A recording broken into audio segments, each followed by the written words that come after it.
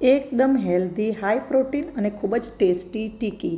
આ ટિક્કી છે માં છે પનીર, લીલા વટાણા અને સોયા ચંકનું પૌષ્ટિક કોમ્બિનેશન. ઓછા તેલમાં બનતી આ ટિક્કી નાસ્તા માટે પણ એકદમ પરફેક્ટ છે અને બાળકોથી લઈને મોટાને પણ ખૂબ જ પસંદ આવશે. આ ટિક્કી માટે આપણે એક ડીપ તૈયાર કરીશું. સરસ રીતે હેલ્ધી ડીપ પણ બનશે અને આપણે આ ટિક્કીથી આપણા ઘરની બચેલી રોટલીમાં આપણે રેપ પણ તૈયાર કરશું, જે આપણને ઘરે જ રેસ્ટોરન્ટનો સ્વાદ આપશે. ઓમ સાયરામ મિત્રો, રાંધણીમાં આપ સૌનું હાર્દિક સ્વાગત છે. આજે આપણે બનાવીશું વટાણા, પનીર અને સોયા ચંક. આ ત્રણેય સામગ્રી પ્રોટીનથી ભરપૂર છે અને પૌષ્ટિક છે. એનાથી આપણે એક ટિક્કી બનાવીશું. આ ટિક્કી ખૂબ જ હેલ્ધી છે અને એના માટે મેં લીધા છે 1 કપ વટાણા, 1 કપ સોયા ચંક અને 50 ગ્રામ પનીર લીધું છે, જે ત્રણે સમપ્રમાણમાં છે. અને આપણે થોડી લસણ, 2 મરચાં લીધા છે, કોથમીર લીધું છે, આદુનો નાનો ટુકડો લીધો છે અને ફુદીનો લીધો છે. તમને મરચાંનું પ્રમાણ ઓછું વધતું કરવું હોય તો તમે કરી શકો છો. આ બધી વસ્તુને આપણે ચોપરમાં ચોપ કરી દઈશું અથવા તો મિક્સરના અંદર આપણે થોડું દરદરું પીસી લેશું. એ પહેલાં આપણે આ સોયા ચંકને બોઇલ કરી લઈએ, જેના માટે મેં એક તપેલાના અંદર પાણી લીધું છે. તેના અંદર 1 ચમચી મીઠું નાખ્યું છે. હવે એના અંદર આપણે ઉકળતા પાણીમાં સોયા ચંક નાખી દઈએ અને ગેસને બંધ કરી દઈએ. એને 10 મિનિટ માટે રહેવા દઈએ, જેથી કરીને સરસ સોફ્ટ સોયા ચંક થઈ જશે અને મીઠું પણ પચી જશે. એ દરમિયાન આપણે એક ડીપની તૈયારી કરીએ. એના માટે મેં એક ગાળણીમાં ઘટ્ટ દહીં મૂક્યું છે, 2 ચમચી, જેથી કરીને વધારાનું પાણી અલગ કરી જશે. અને પાણી અલગ થાય એ પહેલાં તમે જોઈ શકો છો આ સોયા ચંક પણ ખૂબ સરસ થઈ ગયા છે. હવે આપણે એને ચોપરમાં નાખી દઈએ અને એને પહેલાં એક ચોપરમાં ચોપ કરી નાખીએ. આ તમે જોઈ શકો છો ખૂબ જ સારું ટેક્સચર આવી ગયું છે. હવે આપણે બીજી બધી સામગ્રી પણ ચોપરમાં નાખી દઈએ. વટાણા, પનીર અને જે આપણે લીલા મરચાં, કોથમીર, ધાણા, ફુદીનો, આદું બધું આ નાખીને આપણે એને ચોપરમાં મિક્સ કરી નાખીએ. વટાણા એ પ્રોટીન અને ફાઇબરનો સારો સ્ત્રોત છે. વિટામિન A, C અને K મળે છે. પાચન સુધારવામાં મદદ કરે છે અને પેટને આપણને ભરેલું હોય એવી લાગણી આપે છે. તમે જોઈ શકો છો ખૂબ જ સરસ રીતે આ બધું પીસાઈ ગયું છે. જો તમે જેવું ટેક્સચર જોઈએ એવું મળી ગયું છે. એના અંદર આપણે 1 ચમચી હિંગ નાખી દઈશું. સ્વાદ પ્રમાણે એના અંદર આપણે મીઠું નાખીશું. ખૂબ જ ઓછા ઇન્ગ્રેડિયન્ટમાં, ઓછા તેલમાં આપણે આ બધું બનાવીશું. હવે થોડી હળદર નાખીશું અને 1 ચમચી આપણે ધાણા જીરુંનો પાવડર નાખી દઈશું અને 1 ચમચી આપણે તેના અંદર એક ચાટ મસાલો નાખી દઈશું, જેથી કરીને એનો ટેસ્ટ ખૂબ જ ચટપટો આવશે. આ જો આપણે મિક્સરને તૈયાર કરી નાખ્યું છે. હવે એને ટિક્કી વાળવા માટે આપણે એના અંદર 1 મોટી ચમચી ભરીને બેસન નાખી દઈશું.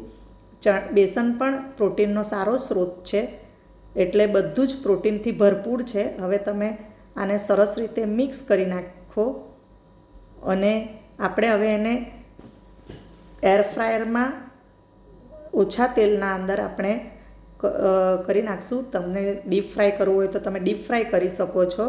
તમે સેલો ફ્રાય કરવું હોય તો સેલો ફ્રાય પણ કરી શકો છો. પનીરના અંદર પણ ઉચ્ચ ગુણવત્તાનું પ્રોટીન હોય છે.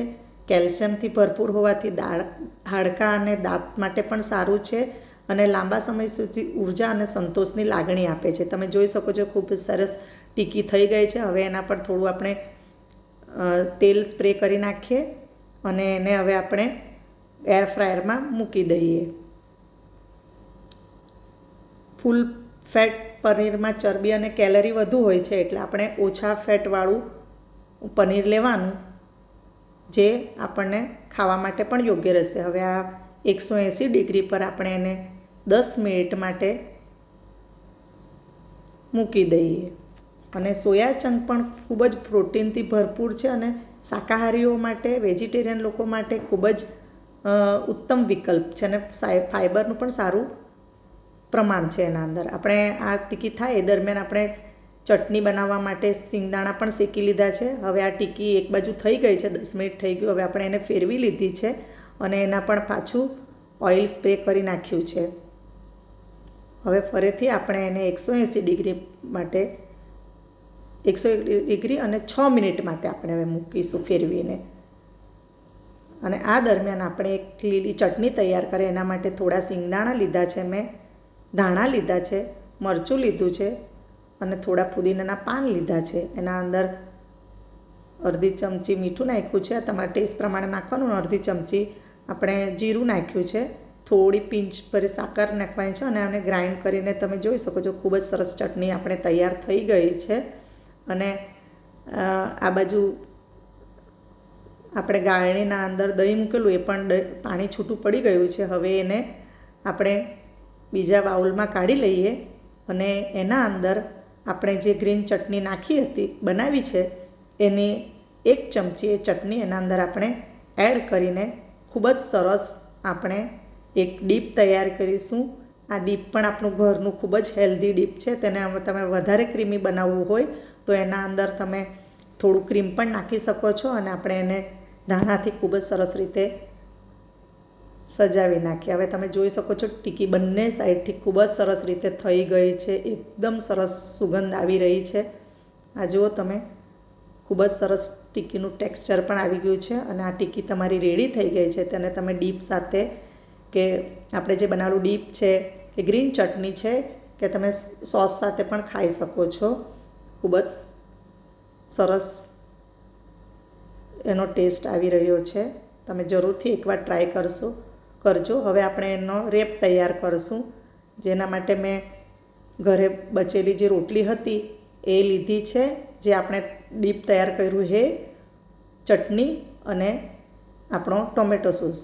એ આપણે પહેલાં ડીપને લગાવી દઈએ ચટણી, પછી એના પર ચટણી સ્પ્રેડ કરી દઈશું. પછી તમારા પાસે જે પણ ઘરમાં સલાડ હોય, મારા પાસે કેબેજ હતી એટલે મેં આ કેબેજ નાખી. તમારા પાસે વ્હાઈટ કેબેજ હોય તો તે તમે નાખી શકો છો, ટોમેટો નાખી શકો છો. એના પર આપણે આવી રીતના ટીકીને તોડીને નાખી દઈશું અને તેના પર કાંદા નાખી દઈશું અને પછી ઉપર સોસ નાખીને એને સરસ રીતે આપણે રેપ કરી દઈએ. અને એને આપણે હવે રેપ થઈ જાય એટલે આપણે એને તવા પર શેકી નાખીએ. તમે જોઈ શકો છો થોડું ઘી પણ નાખી દઈએ.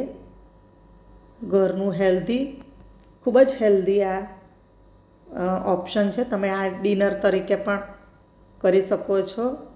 અને હવે જુઓ તમે, એક સાઈડે શેકાઈ ગયું છે, ખૂબ જ ક્રિસ્પી.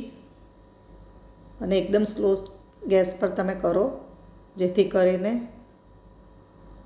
સરસ ક્રિસ્પી બનશે. તમે જુઓ ખૂબ જ સરસ રેપ પણ તૈયાર થઈ ગયો છે. તમને એવું લાગશે કે તમે રેસ્ટોરન્ટમાં જ ખાવા બેસેલા છો, એવો સ્વાદ આવ્યો છે. હેલ્ધી ટીકી રેડી છે. તમે જરૂરથી ટ્રાય કરજો અને મારી રાંધણીને લાઈક, શેર, સબસ્ક્રાઈબ કરજો. Thank you.